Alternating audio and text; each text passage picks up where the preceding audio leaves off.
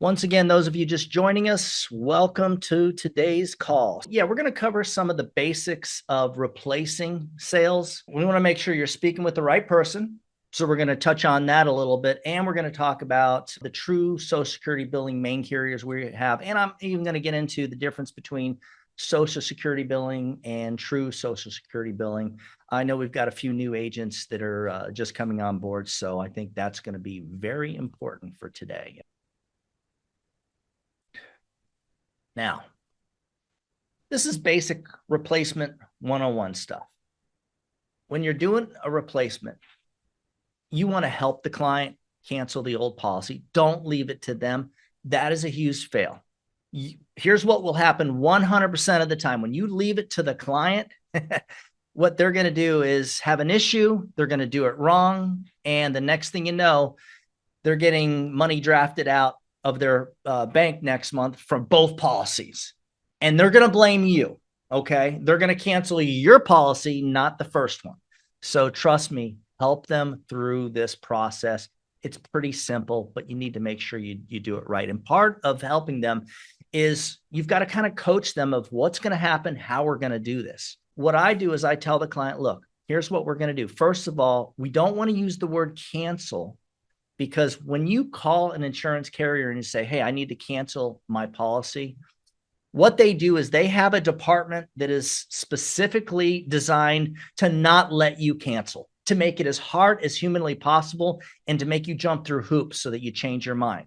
So we don't use that. What we want them to do is simply tell the carrier, hey, don't draft any more money from my bank, please. Just send me a quarterly bill, because they're all going to offer either a monthly bill or a quarterly bill. So just say, just send me a quarterly bill. And then make sure you coach your client to make sure they don't actually pay it when the bill comes. That's important, because you'd be surprised. I've had that happen too. But you don't want to let the client use the word cancel. As soon as that word comes up, I'm telling you, the insurance carriers, they know what's going on. They know what this is about. They know there's probably another agent involved there. So just don't do it that way. Just have them stop the bank draft and send them a bill. By doing that, by the way, they're actually going to get an extra month of having that insurance, a month or two potentially for free. So God forbid they were to die during that time. Now they actually do have two policies. That's the key of not doing it. That is a huge benefit. Let's talk about replacement scenarios. They're pretty common. Clients got a graded product. You can give them immediate, coverage, level coverage immediately. Second scenario, they're wanting to add to the insurance. Of course, it makes sense. You're going to get a lot of those. Probably half of your sales are going to be people that already have something and just want to add to it. When they're adding to it, the idea is let's see what they've got, because maybe it'll make more sense to cancel. So here, I'll give you an example. That Royal Neighbors product, that preferred rate product, the client has to have at least $25,000 of insurance. But when you get up into that amount of insurance, the life insurance really is at a discounted price. So now, if they've got, let's say, for instance, let's say they've got a $10,000 policy. They want to add 5 or 10,000 to it. And then you compare what they've got to what you can give them. And you realize, holy cow, if I just give you 25,000, it's literally only $3 more. Like, you're going to get so many good sales by thinking of it that way. Scenario 3 is the old price buster. Hey, I just got insurance a year ago. Okay, let's see if we can get you a better deal on the same amount of insurance or more. So that's important too. Finally, scenario number 4, they got a policy that's a term policy. It's terming out. There is another scenario too. So this makes sense, right? The policy's getting ready to term out. What that means is, if you guys don't know, when someone has a term policy, 10 years, 20 years, or 30 years, at the end of that term, in most cases, they can actually keep the insurance, but it goes up 800%. That's the magic number. So if they're paying $50 a month, their new payment is going to be $400 a month. Yeah, ain't no way they're affording it. But a lot of times it's a lot more. They're usually, term policies, you're going to find they're usually like $100 or more. So now it goes from $100 to $800. No way they can handle that. Another scenario that I don't have in here is when they've taken a policy loan and they're paying it back. So we see that all the time. We had another client call in to us that was like, we realized she's paying this. She keeps getting a policy loan on her policies. And one of my clients, and Mariana helped her. And so we see this over and over and over. And, with her, she had already gotten pretty much everything she can. And we realized, you know what? Instead of paying this back and paying the monthly premium, which would like basically was a lot more. Like she was having to pay a lot of money just to pay this money back. We realized for just a few dollars more, we can get her the same amount of insurance and a brand new policy and not have to pay anything back. You're going to see scenarios like that too, guys. These are your most common replacement scenarios that you're going to run into and how to do it. Now, let's talk about who we are speaking with. You're going to have times when you're talking to the son or the daughter, right? Usually it's the daughter. She's wanting to get the insurance for mom or dad or both. Really, to me, what I'm most concerned about is when I always say talking to the right people, having the right person there, is I want to find out who's paying for the insurance. Because if she says, oh, no, I'm just taking care of this, they're going to pay. Okay, great. Are they there? No. All right, well, let's set this call up on a day and time when we can have them both there so I can do this the right way by HIPAA. It's, you can bring up HIPAA. By HIPAA rules, I'm really not supposed to be discussing this with somebody who isn't the policy owner and or insured. And that's the main thing. It's the insured. What I want to do is reschedule. Now, the right way to do it is, look, let me get some information. Get as much information as you can. Ask about medication. Say what get them. Here's the key. Now, here's what you're going to find works really well. A lot of times you're going to say, well, I need to know exactly what prescriptions, dosage, et cetera, they're on and that they've taken over the past couple of years. Most of the time they're going to be like, well, I don't really know exactly. So now you've got the right excuse. Okay. Yeah. See, again, really need to have your mom here for this. It's the only way it would work, but let me get some more information. So basically what you're doing is you're getting some information up front. You're setting up a time to call back, a day and time to call back when everybody's there. And now you start over. When you call that, you're starting the whole presentation over. Now you're getting everything done correctly. Policy ownership. You're going to see this scenario where the daughter's like, well, no, I want to be the owner of the policy. No problem. We can do that. Here's the thing, guys. Most carriers will not allow the children to be the policy owner right from the start. They'll allow the spouse to do it, right? Husband or wife, they'll allow that. But in most cases, they won't allow the children to do it. So the workaround is this. You simply get the policy issued. The insured is the owner. You get the policy issue. And now that it's issued, now you do a simple owner beneficiary change form. They're usually the same form. And that's how you do it. Very simple. You do that later. So yeah, it's a pain in the butt that you can't do it immediately with most carriers, but that is the way to do it. It's the easiest way to do it. Don't fall into this trap. Now, let's talk a little bit about Social Security billing, true Social Security billing. With true Social Security billing, what this means is this carrier can always draft, a carrier that does true Social Security billing, like the ones we're going to talk about here, will always be able to draft the payment on the exact day the client receives their Social Security benefits, their VA benefits, and their disability benefits. And so they follow this calendar, this schedule of Social Security benefits. The carriers do. What happens is we just had an interesting one. May has got two events in one. So May, if you'll look at the square box on the number 2, you'll see that actually normally would be in January, that square box was on the 3rd. February, it was on the 3rd. March, it was on the 3rd. April, it was on the 3rd. And June, it was on the 3rd. But in May, it's on the 2nd. That's because these people are supposed to be getting their money on the 3rd, which is a weekend. The banks can't do a draft on the weekend. So what happens is, by law, the Social Security VA disability recipient must get their money early and never late. That's the law. They may never get it a day late. Here's what happens. They get their money early. True Social Security billing carriers follow that schedule and they draft it the day they get it. Regular Social Security billing carriers, which are ones that would have the ability to draft on the third Wednesday, they're going to draft late on Monday. These people are low income. Half of them, the money will not be there. Okay. Again, if the Social Security payday falls on a holiday or weekend, recipients get paid the weekday before. True Social Security carriers will draft on that day. That is the beauty. As a professional, you go to your doctor, you don't say, hey, doc, here's what I need you to do. I need you to prescribe this for this, and we need to do this for that.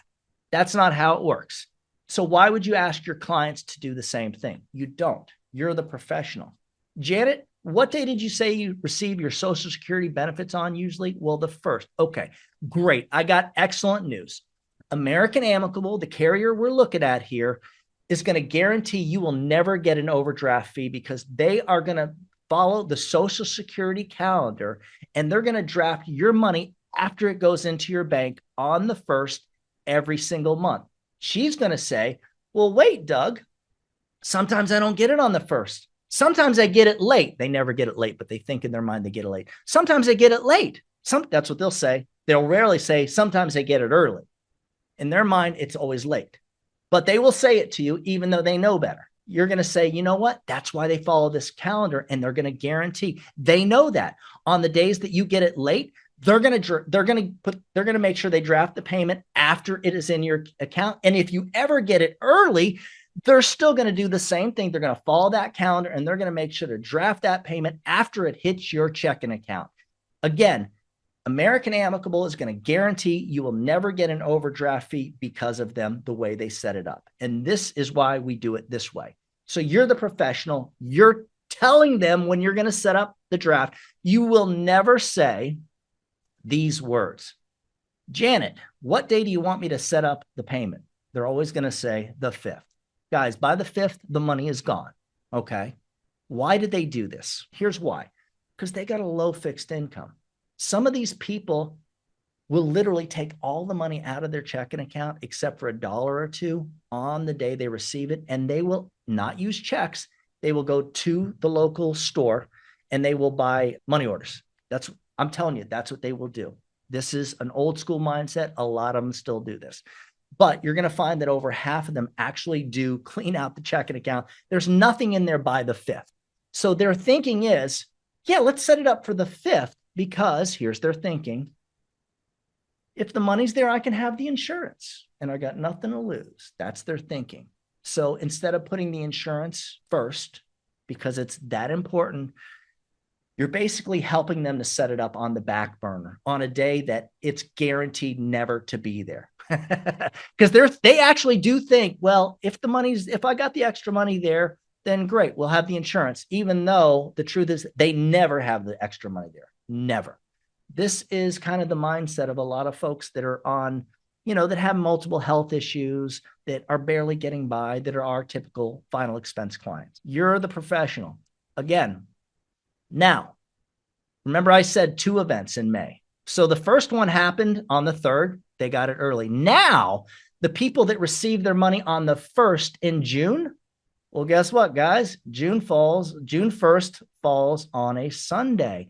They're getting it the Friday before. So these people are actually getting 2 Social Security checks in May. So you know what that means? That means they're going to claim poverty in June. Oh my God, I didn't get any money in June. Right, because you got twice the amount in May. But that is the mindset. That is what we are going to see on a regular basis. Get used to it, guys. This is how the business is. You want to make sure your clients know, hey, I know, Janet, great news. We're going to make sure we draft the money after it's in the account. And it looks like the June 1st falls on a Sunday. So you're probably going to get your money earlier, but don't worry. You don't have to think about that at all. Don't worry at all. The insurance carrier, again, is going to guarantee you never get an overdraft fee because they're not going to draft the money until it goes into your checking account. That's the way I say it, into your checking account, as if they magically know, oh, the money's there, we're checking, and now we're going to draft it. That's not the reality. They're just following this calendar. This calendar is the reality. Anything your client says outside of this calendar is their cuckoo stuff and not true. Okay. These are the carriers that we have, right? All do true Social Security billing. It's so nice that I can have this many, that we have this. Now, FYI, guys, if you have the ability to have all your carriers, and you're, in other words, you're not waiting for a release, or you're not waiting for, 6 months to end so you can get a specific carrier. If you can have all the carriers with us, you will not need Liberty Bankers Life. That's why we don't contract agents with it. And SBLI will be redundant in multiple ways. So to me, the big thing about SBLI was when they first came out about 3 years ago, they had really cool underwriting. Like they were just approving like crazy. It was insane. It was an insane amount. They realized that they couldn't do that and they stopped it. So to me, honestly, when you look at this list, you shouldn't even need to use all or most of these. So let me show you what your list should kind of look like. All right, here it is.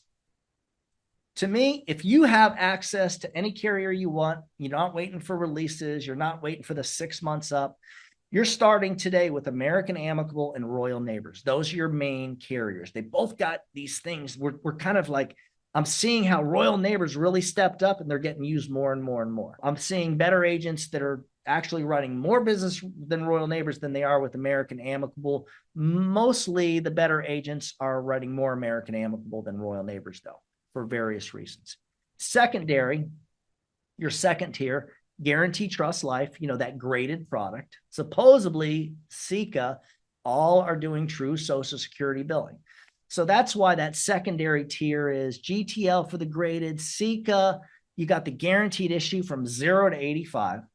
So really, SICA is great for anybody under 40 years old that's guarantee issue or close to it. And other scenarios, there are those other scenarios we talked about on the training the other day. They're giving level coverage for people on oxygen, COPD people on oxygen. They don't ask about smoking. So you can have COPD on oxygen with a cigarette hanging out of the client's mouth when you write them and give them first day coverage with SICA. That's the interesting part. We're going to find over the next several weeks, I'm still not 100% sure that they're able to do what they're telling us they can do with true Social Security billing. I still haven't seen the evidence I'm looking for. I'm waiting to find out. Austin said he did an application recently, and he said they didn't offer it. They didn't offer to draft the client on the first or third like a Social Security client. And in the training video that I saw that they did, which I can't find anywhere, they sent out a training video. It showed a picture that it was being offered. So I don't know if they've even made the change yet, guys. I hate to say it. They swore it was going to be done last month. I don't know. They're being quiet. So I don't know what to tell you guys. Guaranteed issue, AIG. Guys, AIG, if you got to write them, you got to write them. They don't do true Social Security billing. There's going to be days when they draft the payment late. That kind of stinks, especially when you got a low-income senior who's got major health issues. A lot of times, those are the ones that need the true Social Security billing the most. That's why I'm so impressed about SICA coming out with this, if they in actuality do have it. So we're going to find out, like I said here, that's going to be coming up soon. When it comes to guaranteed issue, just remember, guys, GTL is almost guaranteed issue. It's a true graded product. You want to use it over AIG or Gerber every time if possible. The other thing I love about it is it comes with the Sequoia Funeral Concierge. That is a whole entire product that's free, that you should be able to do a loop on, that you should be able to talk about. If you guys, those of you who are just getting started, you need to know how Sequoia works for GTL, and it's the same with SBLI. They use Sequoia too. You want to know this because I'm telling you, it is such a huge sales point, the way that they'll actually call the client for you. Here's how it works. You sell the client GTL. You call GTL. You give them your client's policy number and phone number and their information. Sequoia calls the client and says, hey, this is so-and-so from Sequoia Funeral Concierge. You got a life insurance policy with Doug Massi through Guarantee Trust Life. I wanted to call to see if we can help you with your final needs. That's what we specialize in. And by the way, if you're not sure what we do, let me tell you a little bit about us. And then she's going to pitch them the product. Basically, the person on the phone is going to tell them exactly what it does, what it can do for them, which is a lot of cool things. If you don't know, you need to do your research on them. They basically replace the Lincoln Heritage Funeral Advantage. Those of you who know what that is, the Senior Life of Georgia product, they have something similar too. So this is what the Sequoia Funeral Concierge does. It basically helps the beneficiary of the life insurance to take care of everything that happens when a parent or spouse dies. So that's what they're going to do. They're going to make it easier for the funeral process. They're going to make it easier for the cremation. They're going to show them how to get discounts. They really do. And they'll actually step up and help to set things up too. Insures 40 to 90-year-olds, true Social Security billing, and it's a true 2-year graded. GTL also does not do a background check. Now, on most policies, they're going to pull one out. If you write 2 or 3, one of them, they're going to pull it out and let's just do a background check to make sure this agent isn't doing something they're not supposed to. They basically approve everybody that you answer no to. That's really the bottom line. Don't write bad business though, guys. Don't purposely do something you're not supposed to do, because if they catch you, well, you just lost the sale. It just cost you the sale. It's not like they're going to punish you or anything like that. I've never seen that, unless it happens over and over. That's an issue. But you really want to write your business as clean as possible for the client and for yourself anyways.